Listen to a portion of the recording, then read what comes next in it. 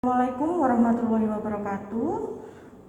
Selamat pagi, selamat kabar adik-adik. Bagaimana kabarnya? Ini adalah pertemuan pertama di praktikum botani farmasi. Ini adalah prodi D3 Farmasi yang akan melanjutkan tentang botani sebagai salah satu prasyarat nanti mengambil mata kuliah farmakognosi. Di sini saya akan menjelaskan kontrak praktikum dari botani farmasi. Yang pertama adalah pengenalan alat. Alat yang digunakan dalam praktikum botani farmasi adalah salah satunya alat mikroskop, kemudian ada preparat sama cover glass. Selanjutnya kalau bahan yang digunakan di sini rata-rata adalah menggunakan Aquades. Kontrak praktikum selanjutnya ada bab 1 herbarium. Herbarium ini adalah teknik mengeringkan daun yang nantinya bisa dipelajari di rumah. Kemudian ada morfologi tumbuhan. Morfologi tumbuhan ini yang pertama ada morfologi akar, batang, daun, bunga, buah, dan biji. Selanjutnya ada anatomi tumbuhan. Anatomi tumbuhan adalah mempelajari tentang sitologi, histologi, anatomi akar dan batang, anatomi daun, anatomi bunga, buah, dan biji. Nah, di sini bedanya apa sih untuk morfologi sama anatomi ini? Kalau di praktikum morfologi ini adalah penjelasan tentang sifat fisik tumbuhannya. Jadi bisa dilihat dengan kasat mata bagaimana bentuk batangnya, bentuk daunnya, dan bentuk akar. Kalau pada anatomi kita melihat mikroskopisnya. Jadi mikroskopis pada batang, mikroskopis pada daun, dan akar. Nah, selanjutnya kita lihat dulu bagaimana untuk pengenalan alat mikroskop. Nah, ini adalah salah satu mikroskop yang dimiliki oleh kampus Tikes Rumah Sakit Anwar Mujika. Mikroskop ini adalah merupakan jenis mikroskop elektrik, yaitu mikroskop binokuler. Nah, fungsi dari mikroskop adalah untuk mengamati benda mikroorganisme. Nah, mikroskop sendiri itu ada benda optik dan non optik. Salah satunya kalau non optik itu ada meja mikroskop. Nah, meja mikroskop ini adalah fungsinya untuk meletakkan preparat. Kemudian ada kaki mikroskop. Kaki mikroskop ini untuk penyangganya. Kemudian ada ini lengan mikroskop. Kemudian kalau optik di sini adalah salah satunya yang pertama adalah lensa.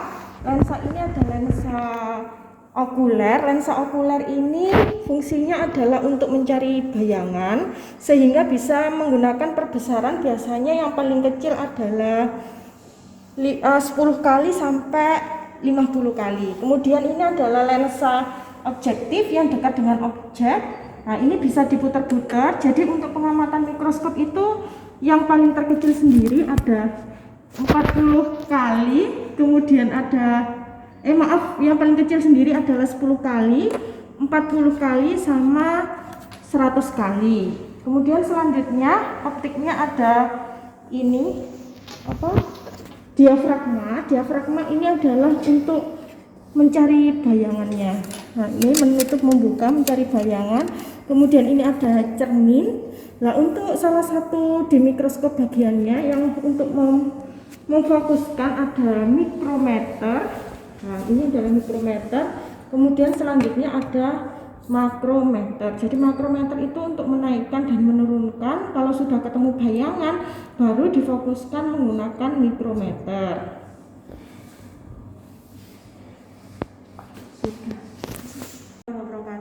Selanjutnya setelah kita melakukan pengenalan alat, kita akan menjelaskan pengenalan bahan di praktikum botani farmasi. Salah satu bahan yang digunakan untuk praktikum botani farmasi adalah fluoroglucinol yang berwarna kuning. Ini adalah untuk memperjelas supaya bisa kelihatan sel-selnya, yaitu epidermis, kemudian xilem maupun floem. Ini juga ada kloral hidrat. Kloral hidrat ini juga untuk fungsinya memperjelas bahan atau sampel kalau dilihat di mikroskop. Nah, ini Aquades. Nah, Aquades ini caranya adalah setelah kita memotong bahan salah satunya ini daun lamtoro, setelah diiris menggunakan silet, diletakkan di preparat. Nah, kalau sudah diletakkan di preparat, ditetesi menggunakan Aquades. Kalau sudah ditetesi menggunakan Aquades, bisa langsung dicampur oleh salah satu bahan yang tadi ada fluoroglucinol sama kloralhidrat. Oke, terima kasih. Ya, Assalamualaikum warahmatullahi wabarakatuh. Kita lanjut untuk tema pertama sesuai dengan kontrak praktikum, yaitu teknik pembuatan herbarium. Jadi herbarium itu adalah koleksi spesimen yang telah dikeringkan, biasanya itu disusun berdasarkan sistem klasifikasi. Nah, apa sih fungsi herbarium di sini? Fungsi herbarium adalah sebagai pusat referensi, kemudian sebagai lembaga dokumentasi, dan sebagai pusat penyimpanan data. Nah, di sini ada cara pembuatan dari herbarium sendiri. Yang pertama adalah mengeringkan spesimen. Spesimen ini bisa adik-adik mengambil tanaman obat atau tanaman lainnya yang bisa bermanfaat, kemudian dikeringkan selama 2 minggu. Kalau sudah dikeringkan, maka ditempel di kertas karton. Kalau sudah ditempel di kertas karton, diberi penjelasan. Ini adalah tentang yang pertama klasifikasi, kemudian ada ciri morfologi, dan diberi bagian. Nah, di sini adik-adik saya berikan tugas bagaimana pembuatan herbarium. Misalkan satu kelas ada 30 mahasiswa, berarti satu mahasiswa membuat herbarium satu tanaman. Tanamannya tidak boleh sama antar mahasiswa, nanti bisa di list di grup bagaimana tanaman yang bisa didapatkan. Kemudian 2 minggu lagi dikumpulkan. Nah, caranya seperti yang saya jelaskan tadi, setelah ditempelkan di kertas karton, kemudian ditulis penjelasannya yaitu klasifikasi, ciri morfologi, kemudian dilaminating. Kalau sudah terkumpul satu kelas, dikumpulkan di PJ dan dijilid jadi satu sehingga bisa menjadi buku koleksi tanaman. Terima kasih. Assalamualaikum warahmatullahi wabarakatuh. Kembali lagi di praktikum botani farmasi. Di sini kelanjutannya adalah praktikum topik 2 yaitu morfologi akar. Nah, tujuan dari praktikum hari ini yang pertama adalah mengetahui ciri-ciri morfologi, sistem akar tunggang dan sistem akar serabut. Yang kedua adalah mengenal bentuk-bentuk khusus akar dari beberapa jenis tumbuhan. Yang ketiga adalah mengenal modifikasi akar pada tumbuhan. Nah, di sini untuk tugas dari adik-adik adalah membuat video tentang morfologi akar. Satu kelas ada 30 mahasiswa, satu kelompok isinya 6 mahasiswa. 6 mahasiswa menjelaskan morfologi akar, dan akar yang dipilih adalah akar yang tertera pada buku praktikum. Bisa dipilih ada benalu, sirih, padi, sama teki. Nah, di sini saya membawa salah satu tumbuhan dari pohon lamtoro. Nah, ini adalah akar. Akar di sini di pohon lamtoro adalah termasuk akar tunggang. Kenapa kok disebut dengan akar tunggang? Karena pohon lamtoro di sini adalah berkambium atau berkayu, sehingga jenis akarnya adalah akar tunggang. Jika akar serabut ini kalau dilihat dengan kasat mata, pohonnya adalah pohon yang basah. Contohnya adalah bisa padi atau jagung. Terima kasih. Assalamualaikum warahmatullahi wabarakatuh. Di sini kelanjutan dari praktikum botani farmasi, topik 3 adalah morfologi batang. Tujuannya adalah yang pertama mengenal ciri-ciri morfologi batang, yang kedua adalah mengenal modifikasi dari batang.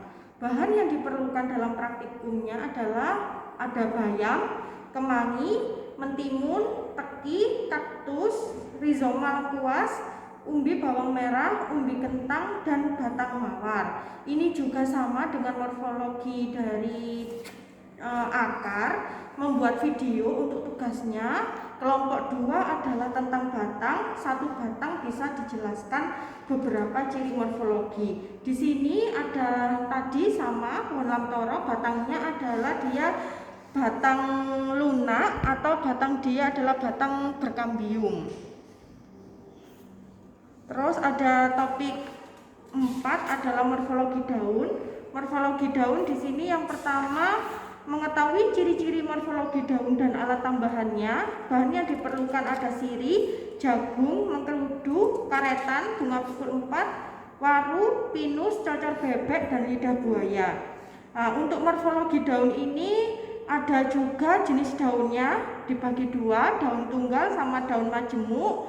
Tujuannya adalah mampu membedakan antara daun tunggal dan daun majemuk. Yang ketiga adalah tata letak daun atau filotaksis. Kalau tata letak daun ini mengetahui bermacam-macam tata letak daun. Ada daun yang digunakan pace, waru, sama pandan. Untuk kelompok 3 adalah menjelaskan tentang morfologi daun. Selanjutnya ada morfologi bunga, topik 5, bunga majemuk. Tujuannya adalah mengetahui bermacam-macam susunan bunga majemuk, tak terbatas, terbatas, dan campuran. Bahan yang digunakan adalah bunga siri, bunga krisan, ada bunga melati, dan bunga kumis kucing. Nah, ini untuk bunga dijelaskan morfologinya, kemudian bisa dijelaskan rumus dan diagram bunga.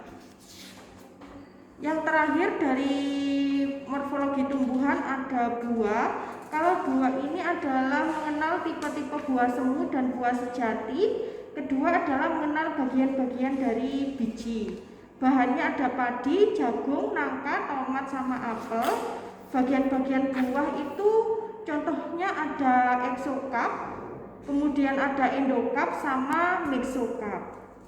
Nah, ini juga dijelaskan video dari buah. Jadi kesimpulannya, dalam satu kelas itu dibuat tugas pertama tadi ada herbarium per individu, kemudian kalau morfologi akar kelompok 1, morfologi batang kelompok 2, morfologi daun kelompok 3, morfologi bunga kelompok 4, dan morfologi buah dan biji kelompok 5. Video tersebut dikumpulkan 1 minggu lagi, untuk herbariumnya 2 minggu lagi.